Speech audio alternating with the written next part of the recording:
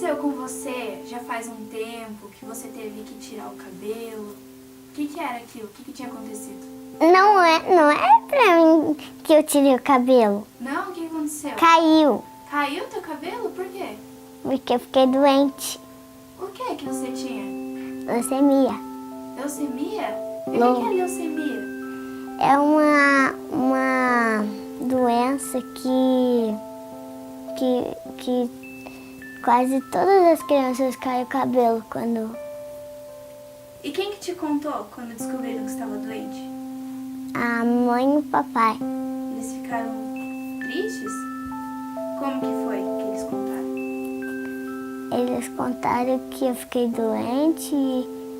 Não foi assim. É que um dia a minha mãe foi me dar Nescau e daí eu acordei e queria vomitar. Daí tinha um puff do meu lado e eu vomitei lá com sangue, mas daí minha mãe levou eu lá no médico, mas daí ficou tudo bem. Então a Letícia, o diagnóstico dela foi com 3 anos de idade, aconteceu de repente, a gente não previa isso, porque ela sempre foi uma criança saudável, né? Desde quando nasceu, foi uma criança planejada, né, pela gente. E ela viajou nas férias de julho para casa da minha mãe, como ela sempre fazia, para passar as férias. A gente foi buscar tranquilamente, 2 dias depois ela começou com uma febrezinha, uma coriza, eu levei no pediatra. Ele disse que não era nada, que era só um quadro de rinite alérgica. Aí 2 dias depois não passava febre, foi quando aumentaram os sintomas, que daí ela vomitou, como ela já contou para vocês, ela vomitou bastante e vomitou sangue puro. Aí foi nesse momento que eu levei para o hospital, né? Eles fizeram já um hemograma completo e já foi diagnosticado que alguma coisa estava errada. E 2 dias depois a gente já tinha o quadro de leucemia. No momento, para mim, como eu já conhecia alguma coisa sobre o câncer, eu fiquei no estado de choque, que eu não sabia. Porque quando acontece com você é diferente, né? E para o Marcelo, que é meu esposo, ele não tinha muito conhecimento do que era, então ele nem sabia exatamente o que era leucemia. Aí depois que a médica veio, conversou com a gente, que ele caiu realmente na real de que era uma coisa grave, né, que estava acontecendo com a Letícia. Mas foi muito sofrido, muito dolorido, muito mesmo. No ano passado, em agosto, eu descobri que eu estava grávida e, porém, através de uma outra, no final de agosto, eu descobri que eu estava perdendo meu bebê. Quando foi em setembro, não consegui segurar o bebê, eu sofri um aborto espontâneo. E após isso, estava tudo normal. Em novembro, eu descobri um nódulozinho na mama e fui fazer a eco de mama e a mamografia. A médica que conversou comigo, ela disse que estava tudo bem, que eu podia ficar tranquila, porque era uma glândula de leite e ela sumir com o tempo. Saí de lá bem tranquila, porque aquele medo que eu tinha que pudesse ser câncer, né? Então, saí de lá muito bem. Então, não pensava que seria câncer, eu imaginava que a qualquer momento ele podia sumir. Porém, quando foi em abril, eu vi que ao invés dele diminuir, ele aumentou. Eu procurei o meu ginecologista e ele pediu novos exames, ele indicou um médico que ia fazer e retomei fazer os exames, eco de mama, mamografia, e nessa já foi localizada uma calcificação e um nódulo na axila. E que ele falou que poderia ser câncer, que eu deveria procurar o meu médico novamente, o ginecologista, para ver o que era. Chegando lá, ele me encaminhou para um oncologista. Ele falou que até pelo resultado que deu da mamografia, poderia ser câncer mesmo. No entanto, ele até recomendou já o oncologista. Quando eu levei os exames lá, o oncologista falou que se ele me encaminhar para biópsia, que se desse negativo eu teria que fazer novamente, porque pela nomenclatura que deu lá no exame, seria câncer mesmo. Eu tive muito medo. Porque eu achava que era uma glândula de leite e agora estava me deparando com câncer. E pela idade, 35 anos, uma filha de 4 anos, estou casada há 5 anos, tantas coisas que eu tinha para viver, então eu tive medo de morrer, deixar minha filha órfã, né? Os planos que a gente tinha, parece que saiu, não existia mais nenhum plano para viver, né? Porque o câncer lhe dá aquele sentimento, o primeiro sentimento que você tem quando descobre que você está com câncer é que você vai morrer. Né? E daí lidar com esses sentimentos foi bem difícil. Bom, a primeira reação é o desespero, né? É o medo, é a culpa, é a angústia, né? Você achar um porquê do que está acontecendo, né? No começo é muito complicado, é uma mistura muito grande de sentimentos, então você quer achar a razão para o que está acontecendo, na verdade, né? Aí com o passar do tempo é que você começa a se acalmar e aceitar a doença e ver que não é só você que está passando por tudo aquilo, né? Tem muita gente que passa por tudo isso e você nunca pode perder o foco, né? Que tudo vai dar certo, que é só uma fase na vida e pensar sempre positivo, que uma hora vai passar. Eu fiquei só triste, mas eu não chorei. Não? E você achou que ficou bonito com o cabelo assim cortadinho? E os amiguinhos da igreja? Eles não tiravam sarro de mim. Eu falava que eu ia sarar logo. E daí eles brincavam com você, normal? E como que era ir pro hospital? Você gostava de ir pro hospital? O que você preferia fazer? Eu queria ficar em casa porque eu não gostava de ficar para o outro dia ir embora. E como que era quando você tinha que ir pro hospital? Eu tinha que ir porque eu tinha que ir, né? Porque não tinha jeito.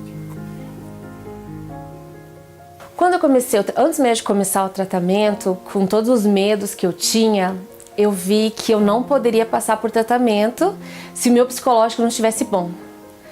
Então foi quando eu ativei a minha fé em Deus e coloquei tudo nas mãos dele. Eu saberia que para eu passar por todo esse processo eu deveria estar totalmente ligada a ele. Eu fiquei dependente de tudo aquilo que ele tinha para mim. Eu falo assim que Deus tinha um propósito na minha vida através do câncer e que através do câncer Deus ia mudar a minha vida e assim foi feito. Então lidar com a medicação foi difícil porque eu tinha um ciclo de 4 quimioterapia vermelha e junto com a vermelha eu tomava quimioterapia branca também. Então na primeira medicação eu já fui para internamento, a imunidade lá embaixo. E isso de uma certa forma, né, a gente fica com aquele medo, meu Deus, né? Fui pro hospital achando que ia tomar um soro para febre, porque o quadro de febre que eu tive, e quando cheguei lá eu fiquei internada. Então, na primeira químio, né, já veio a queda do cabelo, as minhas unhas escureceram todas, a pele já não era mais a mesma, fora os enjoos, aí tive muita insônia. Então, eu acredito que tudo aquilo que a quimioterapia ela faz com a pessoa, ela fez comigo nesse tempo. A minha pele doía muito, nos primeiros dias não podiam nem me tocar, eu não conseguia ficar em pé, eu tinha fraqueza, mas não pela falta de alimentação, porque eu me forçava a comer, era por causa da quimioterapia mesmo, então por isso que eu fiquei muito deitada. A minha irmã, ela me ajudou bastante em casa, minha irmã, minha mãe, elas que cuidaram da minha família nesse tempo, a importância de você ter uma família perto de você, porque elas cuidaram da minha casa, cuidaram da minha filha, cuidaram do meu esposo, e com isso eu consegui seguir o tratamento até tranquila, saber que alguém estava cuidando da minha família, né? Porque além da quimioterapia, que você tem todo aquele cuidado, você tem um cuidado do que você tinha antes com a tua família, que hoje você não pode ter. Então você precisa de pessoas perto de você para estar cuidando de você, amando você e amando a tua família. O meu esposo, quando eu contei pra ele, ficou bem assustado, né? E a gente tá casado há 5 anos, então ele teve muito medo de me perder. A gente orou muito junto, ele orou muito por mim. A minha filhinha, como que você vai explicar para uma criança que você tá com câncer? Então, e que tua mãe daqui um pouco não vai ter cabelo? Então eu falava pra ela assim, pra não dar aquele choque, meu cabelo era bem comprido. Então eu cortei meu cabelo, a princípio eu cortei meu cabelo Chanel, deixei do mesmo tamanho dela. E eu falava pra ela que a mamãe fazia muito tempo que tava com cabelo. Então a mãe teria que raspar, porque a mãe tava 35 anos com esse cabelo. Dela assim, mãe, mas eu não quero ver você careca. Eu falei, não filha, mas o cabelo vai crescer de novo. Então quando eu fui raspar o cabelo, eu conversei com ela. A minha filha, de forma alguma, ela pegou a situação de surpresa. Eu falei pra ela que a mamãe estava doente da mama, que a mãe precisaria passar por um tratamento do cabelo, que o cabelo ia cair. No dia que eu fui raspar a cabeça, eu conversei com ela, falei, a mãe vai agora no salão, mas vai cortar o cabelo. Quando você chegar, a mãe não vai estar mais com cabelinho, tá? Lembra que a mãe conversou, que o cabelo fazia muitos anos estava na cabeça da mamãe. Então ela foi entendendo isso. Ela, de uma certa forma, ela sabe que a mamãe estava doente, mas ela não teve aquele baque, porque nada pegou ela de surpresa. E eu achei muito, assim, na minha concepção, você passar para tua filha, por mais que ela tenha 4 anos, do que eu tô passando, porque aí você tem uma mãe super ativa, daqui a pouco você tem uma mãe de cama. Então eu queria de uma certa forma explicar para ela que a mãe estava dodói, mas não da essência da doença. O diagnóstico muda totalmente, né? Porque a doença na criança é bem diferente do adulto. A criança ela é dependente de você, né? Ela é dependente dos pais, do pai, da mãe, ou ela precisa de alguém que esteja com ela a todo momento, né? Mesmo quando ela está saudável, né? Ela precisa de alguém, de auxílio, ela precisa de um apoio. E quando ela está doente, alguém da família tem que se tornar o cuidador, né? Deixar de fazer, geralmente, suas tarefas de rotina para se dedicar à criança. No nosso caso, como eu trabalho num período que conciliava com o trabalho do meu marido, eu consegui continuar trabalhando. Mas a Letícia precisou deixar de ir para a escola, precisou deixar de frequentar os ambientes que ela frequentava, né? Ela ia só quando ela estava muito bem mesmo, né? Porque é um risco muito grande para eles. E eu sempre fui muito sensível assim, com o problema do outro, principalmente com as questões de saúde, questões sentimentais, assim, eu sempre fui muito sensível. E eu me tornei uma pessoa mais sensível ainda. Eu acho que isso foi bom para mim, porque eu consigo enxergar o que o outro está passando, assim. E sempre que eu posso, eu quero ajudar, nem que seja com uma palavra de conforto, um pequeno gesto, né? Porque quando você começa a conviver com a doença, principalmente das crianças, você percebe que elas são tão fortes. Porque você vê as crianças saindo da quimioterapia brincando, como se nada tivesse acontecido. Eu vejo pela Letícia. Ela saía da quimio, tinha feito 1000 procedimentos no dia, ela saía pulando. Daí se fosse eu no lugar, ia sair me lamentando. Por que comigo isso? Por que eu não posso isso? Por que eu não posso comer aquilo? E a criança é tão inocente nessa parte. Eu acho que Deus já dá toda essa graça, né, essa misericórdia para eles, que eles passam esse período muito tranquilo. Eu acho que o que mais abala a criança é o físico delas. A Letícia, eu percebi que quando ela começou a mudar as características físicas dela, cair o cabelo, emagrecer, ficar mais essa parte do isolamento, ela sentiu bastante, assim. Então ela talvez não lembre, né, das coisas que ela passou, que foram muitas, né? Mas eu lembro uma vez que uma menina, uma coleguinha, disse que ela não podia participar no grupo das meninas, porque ela tinha caído o cabelo, então ela era um menino. Então isso, pra ela, talvez não tenha doído, mas pra mãe dói na alma, né? Você pensar que as crianças, por mais que sejam inocentes, elas veem essa diferença, né? Já no físico da criança. Eu tinha uma rotina super corrida, né? Eu e meu esposo temos um escritório de contabilidade, então eu trabalhava junto com ele, eu tinha minhas atividades na igreja e de repente o câncer ia parar com tudo, né? Eu tive que mudar toda uma rotina na qual dependia de mim, que eu era super ativa, para de repente tomar uma quimioterapia e me ver deitada numa cama. Então foi bem assustadora essa parte até mesmo da rotina, porque como você controla a sua vida de uma certa maneira e de repente um câncer, né, tá dizendo para você o que você deve fazer. Então foi bem difícil, foi bem complicado. Por mais que a gente tenha passado por muita coisa, ela tenha tido muitos altos e baixos, eu sempre pensei, não, agora não tá bom, mas amanhã vai estar melhor. Ou acho que o essencial é você ser sempre positiva. Você pensar sempre que amanhã vai ser melhor, que é só uma fase e que tudo vai passar. Porque o câncer não é uma doença que que as coisas acontecem, por mais que seja milagre, que existe, que no caso da Letícia, Deus não faz as coisas, tipo, mágica. Não. Hoje você está doente e amanhã você já não está mais. Claro que Ele pode, mas Ele quer que você amadureça, né? Com tudo. Então, eu acho que o principal é paciência, muita força, muita união e muita fé. Porque sem esses ingredientes você não consegue em lugar nenhum. Eu quero viver.